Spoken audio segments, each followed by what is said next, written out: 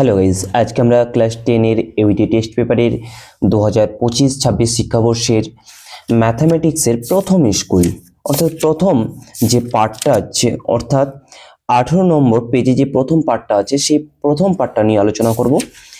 ভিডিওটি ভালো লাগলে অবশ্যই লাইক সাবস্ক্রাইব করে বন্ধুদের মাঝে শেয়ার করো যাতে তোমরাও উপকৃত হতে পারো এবং আমিও উপকৃত হতে পারি। চলো শুরু করা যাক। দেখো, ম্যাথামেটিক্সের 18 নম্বর পৃষ্ঠা হচ্ছে 18। 1 নম্বর প্রশ্নটা কি বলেছে দেখো, 1 নম্বর প্রশ্নটা বলেছে যদি কোনো মূলধন 10 বছরের সুদমূল্যে দ্বিগুণ হয় তবে বার্ষিক সরল সুদের হার কত, সেটা আমাকে নির্ণয় করতে হবে। তাহলে চলো আমরা শুরু করি করতে। তাহলে আমাকে ম্যাথামেটিক্সে এটা পেজ নম্বর কত, পেজ নম্বর হচ্ছে 18।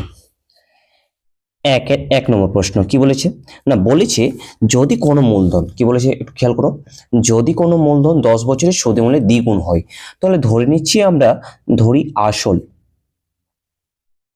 সমান সমান পি টাকা, আমরা আসল ধরে নিলাম পি টাকা।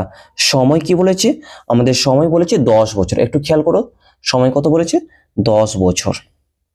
সরল সুদের হার কত বলেছে না, সরল সুদের হার আমাদেরকে বের করতে হবে, যেটাকে আমরা আর দিয়ে ডিনোট করি সেটা আমাকে বের করতে হবে। তাহলে এখান থেকে আমরা বলতে পারবো যে নির্ণয় সরল সুদ।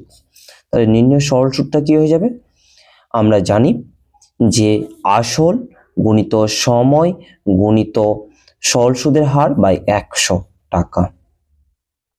এটা যদি কেটে দিই তাহলে 0 0 কেটে গেল, তাহলে অপরে কি থাকে পি আর বাই 10 টাকা। তাহলে সরল সুদ কত হয়ে গেল পি আর বাই 10 টাকা। আমাকে কি বের করতে হবে না সরল সুদের হার, এটা কি বেরোলো সুদ বেরোলো।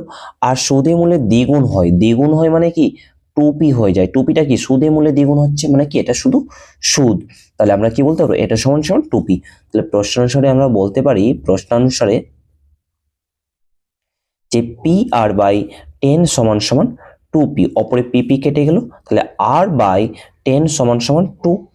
এখান থেকে আমরা কোনাকুনি যদি গুণ করে দিই তাহলে আমরা বলতে পারবো আর সমান সমান 10-এর সঙ্গে 2 গুণ করলে 20। তাহলে আমার অ্যান্সারটা কত হয়ে যাবে, অর্থাৎ option D is the correct answer 20%। তাহলে অ্যান্সার হচ্ছে অপশন ডি 20%।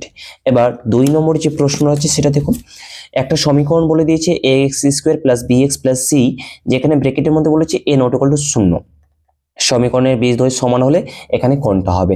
আমরা জানি যে একটা সমীকরণ বলেছে, সেই সমীকরণটাকে লিখে নিই। সমীকরণটা কি বলেছে 2 নম্বর অঙ্ক বলেছে ax² + bx + c = 0, যেখানে a ≠ 0। এটা কেন বলেছে, কারণ a এর মান যদি 0 হয়ে যায় তাহলে এটাকে আমরা দ্বিঘাত সমীকরণ বলতে পারবো না। এর বীজদ্বয় কি, বীজদ্বয় সমান বলেছে। বীজদ্বয় যদি সমান হয় তাহলে আমরা কি জানি, আমরা জানি যে b² - 4ac এটা কি হয়ে যায় 0 হয়ে যায়। তাহলে b² - 4ac 0 যদি হয়ে যায় তাহলে আমরা বলতে পারবো যে b² = 4ac, -4ac ওদিকে গেলে +4ac হয়ে গেল। এখান থেকে আমরা কি বলতে পারবো, এখান থেকে আমরা বলতে পারবো c = বলতে পারবো 4 এ গুণ আছে এদিকে আসলে ভাগ হয়ে যাবে, অর্থাৎ কি b² / 4a। অর্থাৎ আমরা একটু যদি খেয়াল করো তাহলে এখানে প্রত্যেকটা অপশনে সি এর মান বের করছে।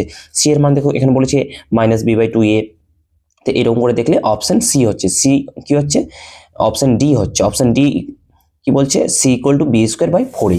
তাহলে অপশন ডি কি বলছে, অপশন ডি বলছে যে c = b² / 4a। তাহলে এটা হচ্ছে আমার option D is the correct answer. এবার 3 নম্বর অঙ্কটা দেখো। 3 নম্বর অঙ্কে কি বলছে, একটি লম্ববৃত্তাকার শঙ্কুর তির্যক উচ্চতা এত সেন্টিমিটার এবং ভূমির ব্যাস এত সেন্টিমিটার, পার্শ্বতলের ক্ষেত্রফল কত হিসেব করে বের করতে হবে। তো চলো পাশেই করে দিচ্ছি আমরা এখানে। তো 3 নম্বর অঙ্কটা কি বলেছে না, একটা লম্ববৃত্তাকার শঙ্কু আছে তাই না, তাহলে শঙ্কুর তির্যক উচ্চতা, তাহলে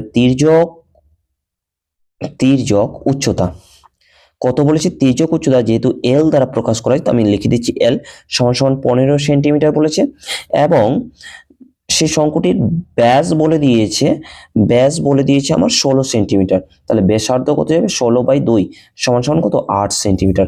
অতএব পার্শ্বতলের ক্ষেত্রফল কি হবে, পার্শ্বতলের ক্ষেত্রফলের সূত্র কি পাই আর এল, এটা কি ব্যাসার্ধকে আর দ্বারা ডিনোট করেছি। তাহলে পাই আর এল সমান আমরা কি লিখতে পারি, পাই আর এর মান কত 8 আর এল এর মান কত 15। তাহলে এত সেমি স্কোয়ার অর্থাৎ বর্গ সেমি।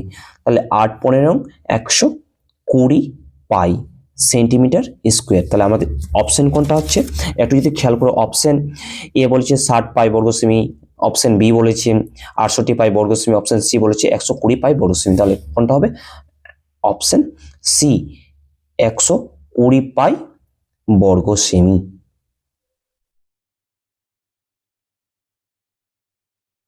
এবার 4 নম্বর অঙ্কটা খেয়াল করো। 4 নম্বর অঙ্কটা কি বলেছে? 2 cos 3 থিটা ইকুয়াল টু যদি 1 হয় তাহলে আমাকে থিটার মান আমাকে বের করতে হবে। তাহলে আমরা এখান থেকে কি বলতে 2 গুণ আছে, ওদিকে গেলে ডান দিকে গেলে ভাগ হয়ে যাবে। তাহলে cos 3 থিটা ইকুয়াল টু 1/2। এবার আমরা বলতে পারবো যে cos 3 থিটা ইকুয়াল টু 1/2 কার মান? না, 1/2 হচ্ছে cos 60 degree value, cos 60 degree value. তো উভয় পক্ষে cos cos কেটে গেল। একটু খেয়াল করতে হবে 1/2 কিন্তু sin 30 এর মান, কিন্তু আমরা sin 30 বসাইনি কেন? কারণ উভয় দিকে cos cos কি করতে হবে, আমাকে ভ্যানিশ করতে হবে। সেই জন্য আমরা কি বসেছি cos 60 ডিগ্রি, cos cos কেটে গেছে, অর্থাৎ 3 থিটা ইকুয়াল টু 60 ডিগ্রি। এখান থেকে আমরা থিটা সমান সমান কি বলতে পারি? না, 60 ডিগ্রি বাই 3 কাটাকুটি যদি করি তাহলে কত হবে? 20 ডিগ্রি। তাহলে থিটার মান কত? 20 ডিগ্রি। তাহলে অপশন কি? না, option C is the correct answer. একটু খেয়াল করো, option C is the correct. 4 নম্বর প্রশ্ন কি বলেছে?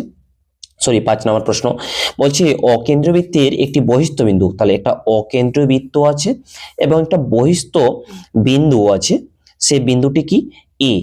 এ বিন্দু থেকে বৃত্তের উপরে একটা স্পর্শক অঙ্কন করছে, সেই স্পর্শকটা বি বিন্দুতে অঙ্কন করছে। অঙ্কন করার ফলে বলছে এবার ও বি, এটা অকেন্দ্রবৃত্ত, তাহলে ও বি বলে দিচ্ছে আমাকে। এখানে দেওয়া আছে, এখানে কি দেওয়া আছে একটু খেয়াল করো, যে ও বি দেওয়া আছে 5 সেন্টিমিটার, ও এ দেওয়া আছে কত সেন্টিমিটার? 13 সেন্টিমিটার। তাহলে আমাকে এ বি দৈর্ঘ্য বের করতে বলেছে। কার দৈর্ঘ্য বের করতে বলেছে? না, এ বি দৈর্ঘ্য। আমরা এখান থেকে কি করতে পারবো একটু বলো তো? কারণ আমরা জানি স্পর্শক থেকে এখানে যে ত্রিভুজটা উৎপন্ন হয়েছে সেই ত্রিভুজটার নাম কি? এ ও বি, একটি সমকোণী ত্রিভুজ। কারণ কি? কারণ এই কোণটা আমার হচ্ছে 90 ডিগ্রি, একটি সমকোণী ত্রিভুজ। সমকোণী ত্রিভুজ যদি হয়, সমকোণী ত্রিভুজ, তাহলে এই কোণটা 90 ডিগ্রি। এই 90 ডিগ্রির উল্টো দিকে যে বাহুটা আছে সেই বাহুটার নাম কি? অতিভুজ। অতিভুজ, এটা লম্ব, এটা ভূমি। তাহলে আমাকে কার মান বের করতে হবে? আমাকে এ বির মান বের করতে হবে, তাই না? তাহলে আমরা এ বি সমান সমান কি বলতে পারবো? এ বি সমান সমান বলতে পারবো রুট ওভার অতিভুজ স্কোয়ার। অতিভুজ মানে কি? ও এ তার হোল স্কোয়ার মাইনাস লম্ব স্কোয়ার। লম্ব মানে কি? ও বি তার হোল স্কোয়ার। এখানে আমরা কি বলবো? সেমি। তাহলে ও এর মান কত আছে? 13 এর স্কোয়ার মাইনাস ও বি এর মান কত আছে? না, আছে 5 এর স্কোয়ার, সেমি। তাহলে 13 এর স্কোয়ার মানে কত? 169 এবং 5 এর স্কোয়ার মানে কত? 25 সেন্টিমিটার। আমরা যদি 169 থেকে 25 বিয়োগ করি তাহলে আমরা কত পাবো? 144। 144 কার 144 এর বর্গমূল কত? 12 সেন্টিমিটার। তাহলে আমরা বলতে পারবো নির্ণয় এ বি এর দৈর্ঘ্য কত সেন্টিমিটার? 12 সেন্টিমিটার। একটু খেয়াল করো, option A is the correct answer. তাহলে option A is the correct answer. এবার আমরা